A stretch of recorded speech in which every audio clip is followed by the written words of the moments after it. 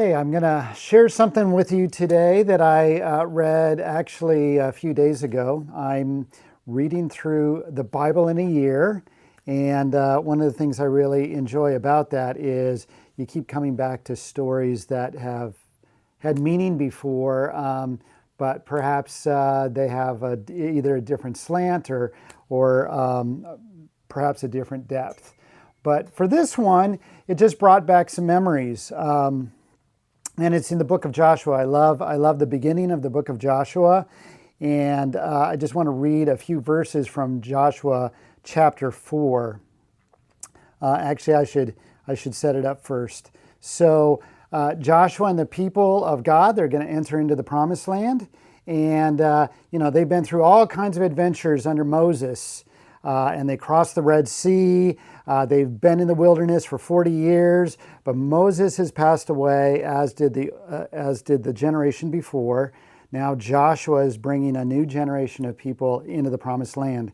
But the Jordan River is at flood stage, and it stands between them and the promised land. So the first thing that God does, the first miracle in bringing them into this land, is to part the river, just like he parted the Red Sea.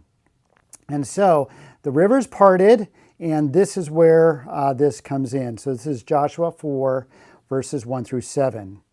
When the whole nation had finished crossing the Jordan, the Lord said to Joshua, "Choose 12 men from among the people, one from each tribe, and tell them to take up 12 stones from the middle of the Jordan, from right where the priests are standing, and carry them over with you and put them down at the place where you stay tonight."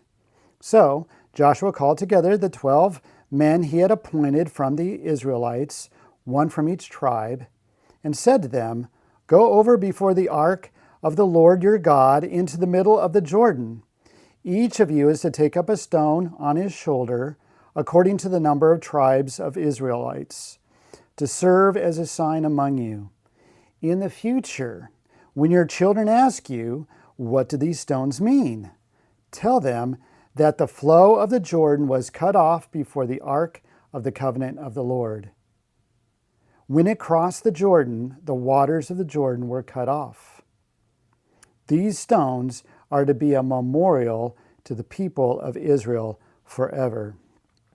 So, incredible miracle, but a pretty simple concept. God wanted his people to have a physical reminder of what he had done for them. And so even as the water is still piled up, these men go out, they grab stones from the middle before the water rushes back, and they stack these stones up now in the promised land.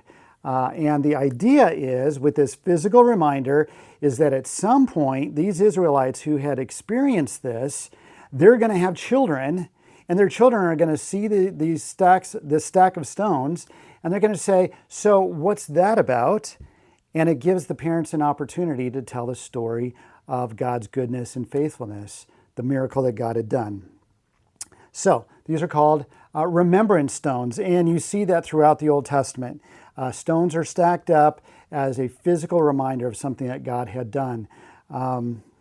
So my family, when our children were little, we decided to take this literally, that we could, whenever there was something that we prayed about and God came through, we went out and found a little stone, not a big stone, a little stone, so something like this size, and we'd get a Sharpie marker and we would write down, a couple words so that it would remind us of what is it that we're remembering, and then we usually would put a date on the back. And so we had this little stack of stones, and every once in a while we'd pull out the stones, and maybe we'd ask the kids, "Hey, why don't you pick a stone?" And they'd pick a stone, and we would look at it and we would recount the story. So when each of our children gave their lives to Jesus, we wrote that down on a stone and put the date on there. There's one that was pretty funny. I was talking to my wife about it. One where we just wrote down Luke, that's our middle son. Luke actually listened. And what the deal was, we were on vacation in San Diego, and we were at a busy street. Luke was, I'm guessing, like maybe 4, maybe 5, full of energy, and he saw the beach across the street, and he just started running. And there was a van that was speeding along, and I screamed at the top of my voice and just yelled, "Luke, stop!" And he stopped on a dime. I don't ever remember him stopping like that when I called out to him. So we thank the Lord for that, because I absolutely know if he had gone out in the street, he would not have survived. There was a time when our dog got into something, I don't, some kind of some chemicals, and went blind, and looked like she was not going to survive. So our kids were just praying really hard, and actually she survived it, and her eyesight came back, and so the kids wanted to celebrate that, so we wrote that down.